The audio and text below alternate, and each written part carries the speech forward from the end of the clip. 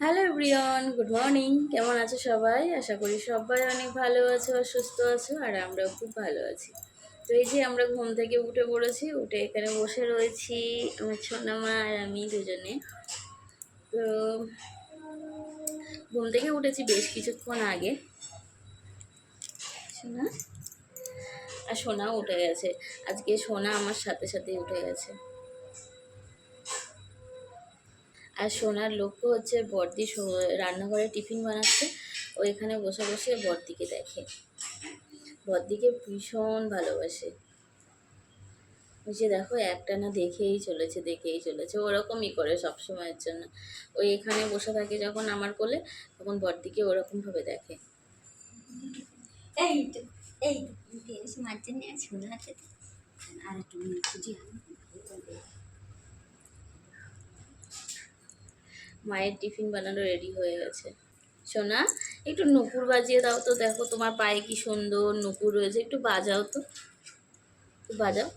ঝুমঝুম, ও পাগুলো এরকমভাবে নিচে দিয়ে ঝুমঝুম করে বাজায়। ওর খুব ভাল লাগে এই নুপুরগুলো পরতে, ওর ভীষণ ভাল লাগে। নুপুরগুলো যদি কখনো খুলে যায়, যদি আমি ওকে পরিয়ে দিই, অন্য কিছু পরতে চায় না, কিন্তু এই নুপুরগুলো পরতে ভীষণ ভালোবাসে। ও তখন পাটা এগিয়ে দেয় আমাকে, নুপুর পরাতে সাহায্য করে। তখন একদম পা ছিটাছিটি করে না, কি সুন্দর পরে নেয়। দেখো বাজাচ্ছে, বাজাও।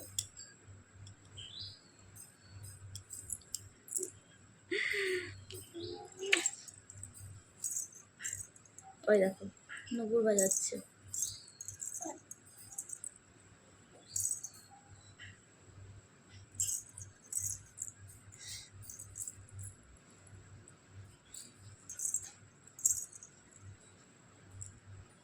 তো চলো টাটা, আমরা এখন টিফিন করবো। এই যে এখন মায়ের টিফিন হয়ে গেছে, এই যে টিফিন দিয়েছে। আজকে হচ্ছে রুটি আর সুজি আজকে টিফিন।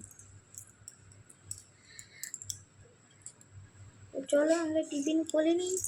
বলো টাটা, আবার পরে দেখা হবে, টাটা।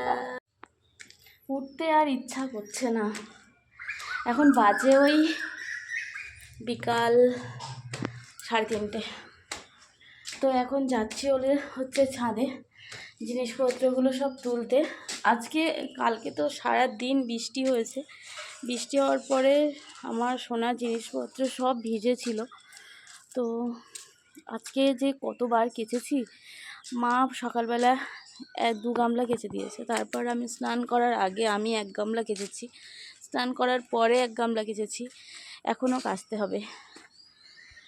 তো যাই হোক, জিনিসপত্রগুলো সব তুলতেও এসেছি, কারণ মেঘলা মেঘলা আবার করে আসছে, কখন হুট করে বৃষ্টি চলে আসবে তার ঠিক নেই। সেজন্য ভাবছি যে জিনিসপত্রগুলো তুলে নিই। বালিশগুলোও রোদে দিয়েছিলাম আজকে। এই যে বৃষ্টি হলে দেখবে সব জিনিসপত্র কেমন স্যাঁতস্যাঁত করে, আর ভালো লাগে না ব্যবহার করতে।